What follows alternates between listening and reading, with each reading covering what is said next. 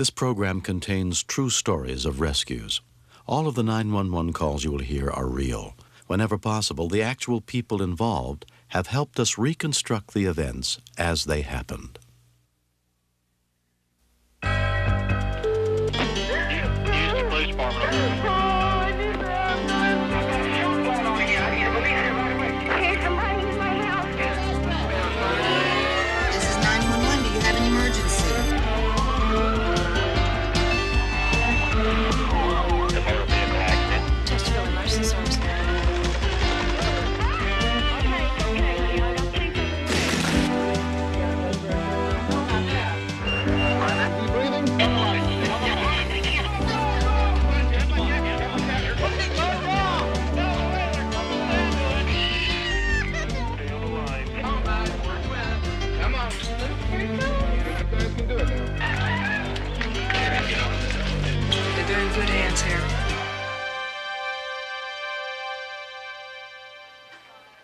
Sometimes a minor mishap can turn an otherwise safe situation into a life-or-death emergency. I'm William Shatner. Tonight, true stories of bravery and teamwork on Rescue 911. We begin on July 4th, 1990, as Tom and Gigi Wiedock and their two young boys enjoyed a warm summer day at the beach near their home in Mattituck, New York.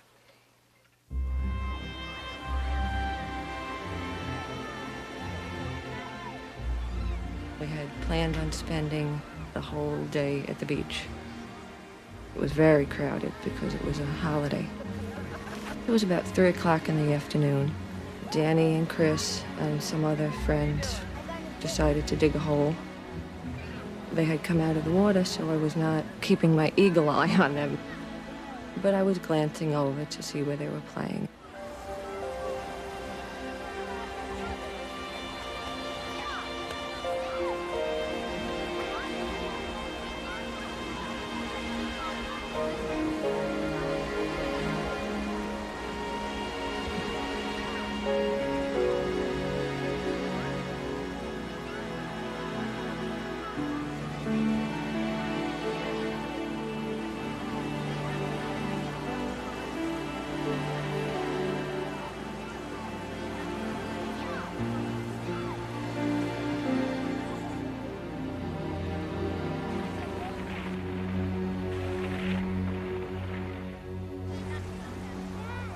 Christian noticed his 8-year-old brother Danny was in trouble and alerted their friend Amy. He said, "Amy, look." So I went over there, and we built air holes so we could breathe, but the sand kept going in the holes. I was telling him, keep digging and keep digging. Then his legs stopped kicking. A family friend, Karen Boxall, had gone over to see what the children were up to. I looked down. What are you guys doing? And they said, "We're digging them out." I thought, oh my God, and I started to scream to my sister-in-law and a friend to come over and help me, and they started digging. I tried to pull and realized I could not even budge him. At first I said, my God, how long has he been under the sand? My first attempt to get him out was unsuccessful. I guess I got into a rage. I said, my God, he's dead. My son is dead. My first reaction was to run and get help, and then I realized I could help myself. I could help Danny. His mouth was full of sand. He was not breathing. And I went to do CPR, and there was no breath in me to give him. At that point then, I went numb. His face was so blue.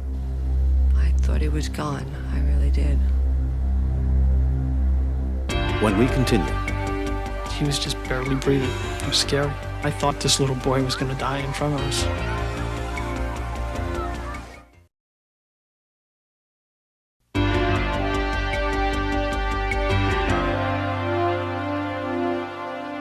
When a sand tunnel that 8-year-old Danny Wiedock was digging caved in, it buried him under hundreds of pounds of sand. By the time the boy was pulled out, he had stopped breathing. A bystander ran to call for help.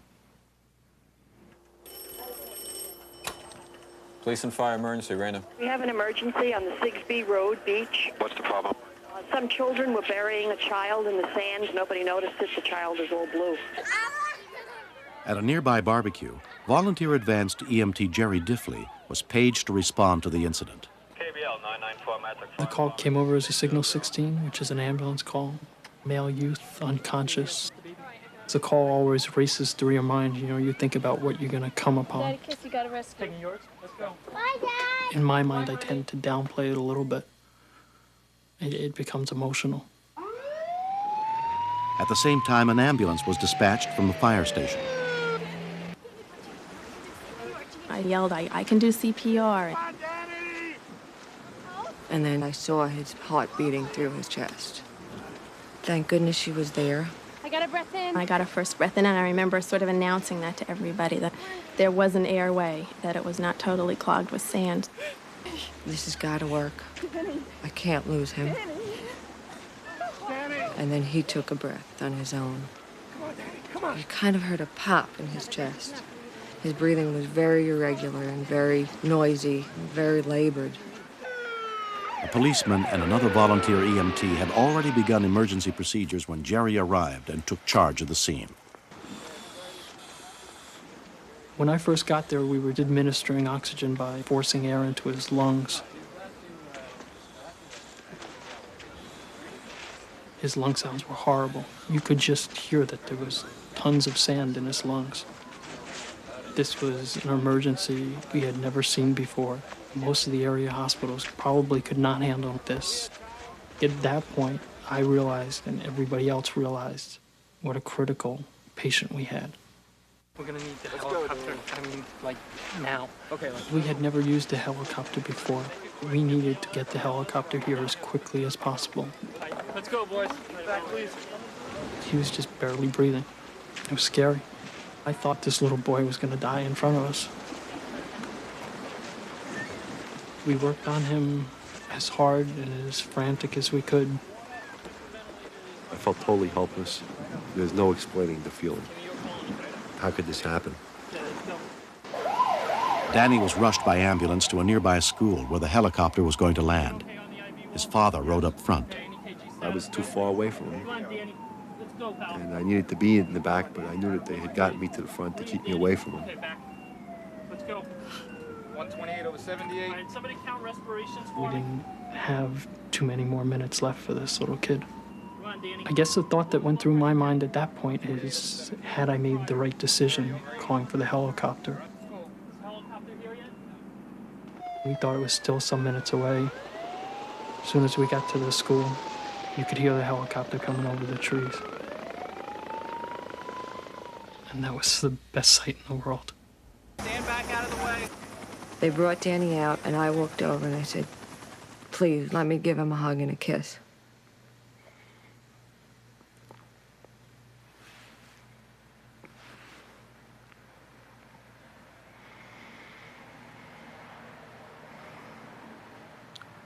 And I went over, and I hugged him and kissed him. And I think he opened his eyes for me at that point. I said, Danny, it's Mommy. And he looked at me, and then they took him away. They put him in the helicopter, and he was gone. In those few minutes, he had gotten a lot worse. He had started to go into pulmonary edema. You start drowning in fluid from your lungs.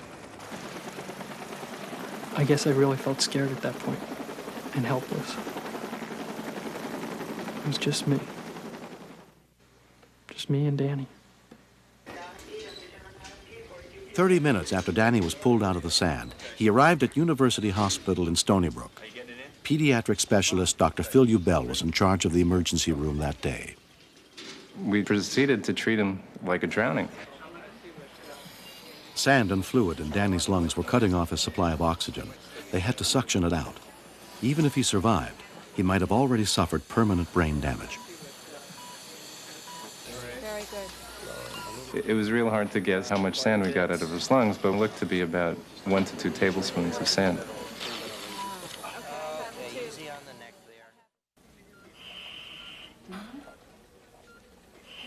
You don't realize how much you love them until you see them, just laying there. How precious they are to you. Is he going to be all right? Is he going to be able to do all the things that he loves to do? He turned his head to look at me, and I saw those blue eyes. Oh, it was incredible. Just incredible. I get goosebumps just thinking about it.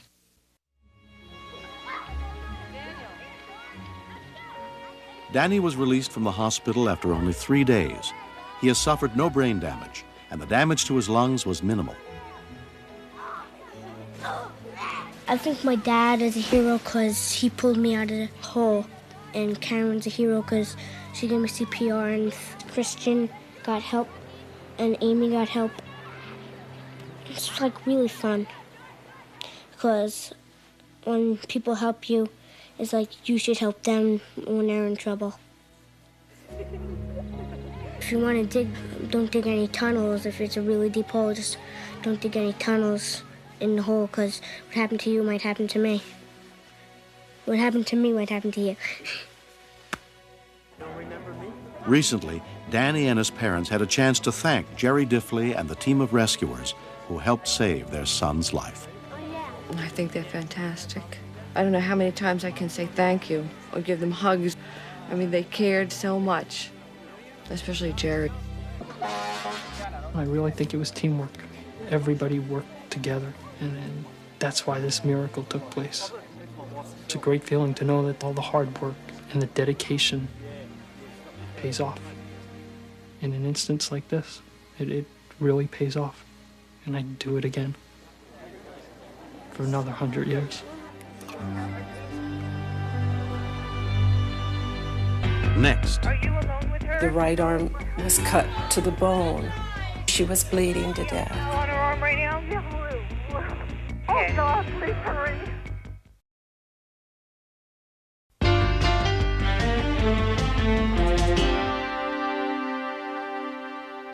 in the spring of 1989, 15-year-old Shelley Eaton moved into her grandparents' house in Redlands, California.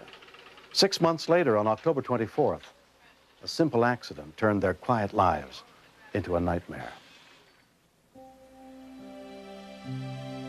Pauline and Albert Amabile had given their granddaughter a room of her own. Shelley and I have always been very close. She's a good girl, but she and her mother had not been getting along. And we just all felt that she would be better living with me for a while. We loved having her there. She was a big joy to us. But one Tuesday afternoon, about 5 o'clock, me and my wife were sitting there watching television. One minute everything is okay, and the next minute, just sheer terror.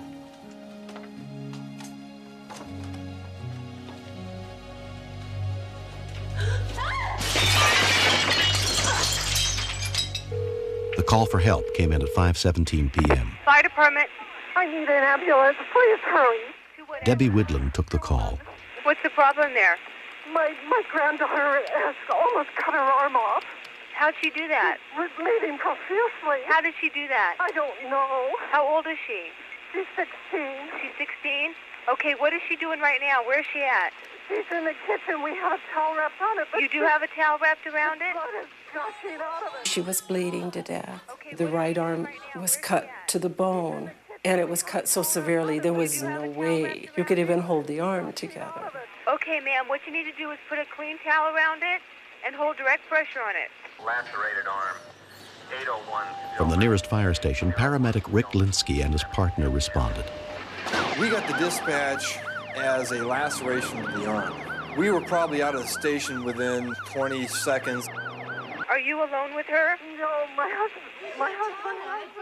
And she kept telling my husband, Grandpa, I'm going to die. And she knew it. But it was hard.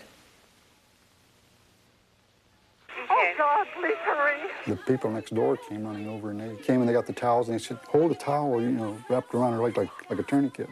And that still didn't even help. The blood was still gushing out. Ma'am? It was unbelievable. What is happening? What is happening? What is happening there? Oh, I don't know. Oh, God. Lay her down and raise her arm up. Is that her? What? Is that her screaming? Yes. Okay. And she's on the floor right now? Yeah, she's on the floor. Okay. What is she doing? Is she conscious still? She's still conscious, but she's covered in blood. Okay. Ma'am, I know, and it's going to be all right. No, it isn't. She's a bleeding to death before they get her. No, she's not. They're on the way. It's going to be all right. Oh, God. They are on the way. They are on the way. God, they've got to hurry. Where's she at right now? They're here. We were a little surprised to see people out in the street flagging us down and so forth, and we weren't expecting anything real serious. We were assuming that it was going to be a laceration of the arm versus partial amputation of both arms.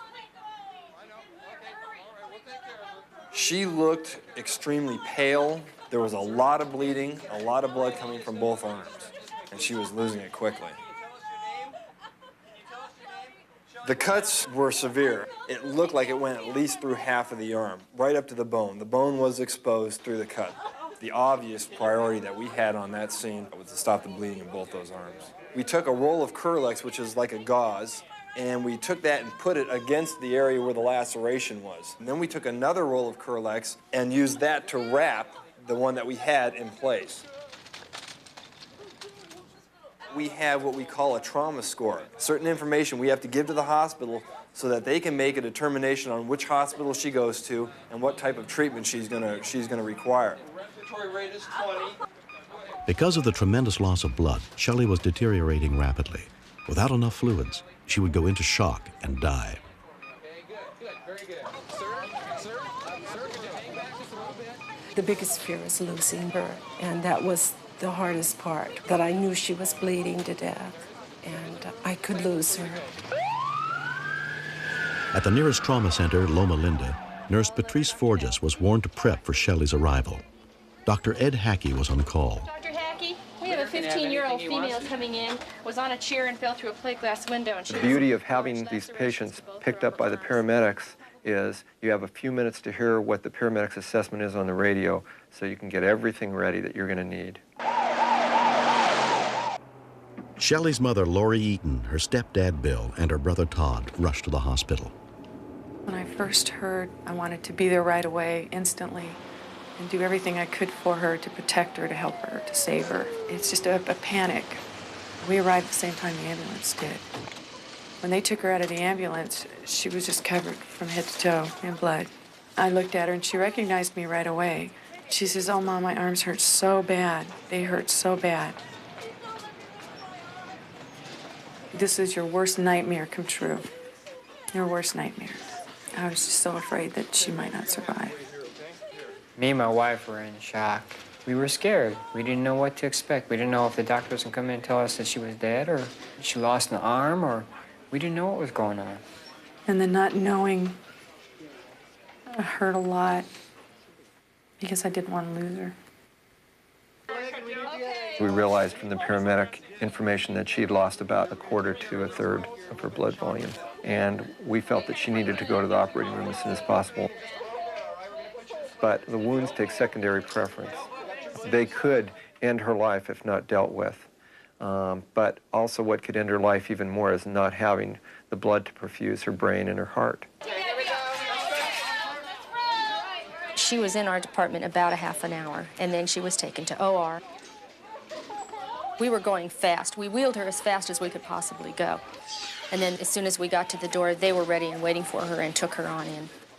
One of the first surgeons called in was vascular specialist Dr. Lewis Smith. It would be very likely in this type of an injury to lose at least a portion of both upper extremities. While Dr. Smith worked on the blood vessels in Shelley's left arm, vascular surgeon Robert Brownlee went to work on those in her right. She had multiple nerves and vessels that were severed. It was kind of a puzzle trying to piece things together. We found that she had severed both of the main arteries. This required a reconstruction where we had to take a vein from her leg and use that vein to interpose the section of the artery that was missing. As soon as they repaired the circulation, orthopedic surgeon Robert Unseld was brought in to try to restore the use of her arms. The anesthesiologist told me that he'd never seen somebody who had lost that much blood still be alive. Dr. Unseld concentrated first on the right arm, which had been nearly cut in half. She had cut 2 out of the 3 major nerves that go to her arm. And this is probably the hardest part of the surgery. It's sort of like if you have a big cable like a telephone line and you cut it, you can't just glue it back together. You have to try to line up the wires so that house A goes to house B like it used to go. Using advanced techniques of microsurgery, the 15-hour operation was completed. The next time I woke up, I was in ICU, and I didn't realize where I was. And when I looked up, all I could see was like 6 bags of blood, and they're all going into my feet, and I'm going, and IVs are going into my neck, and I'm going, oh my gosh, what's happened to me? What's happened to me? Within 3 weeks, Shelley's left arm was almost normal. Doctors expect she'll eventually regain 90% mobility in her right. Until then, she's forced to be left-handed. But I've learned to button buttons and snap and tie, so I can do everything with my left hand practically, except for right, which I'm still working on. Since being released from the hospital, Shelley has moved back in with her family. And I'm glad that she's back, because me and my sister are real close there. I didn't really like it when she was gone. This has changed all our lives. Shelley and I had argued about boundaries and curfews, but now that this has happened, there is nothing that we can't work out or deal with or anything else that comes along that we couldn't handle together. People think they're lucky when they win the lottery. No, I think I'm lucky to have my life.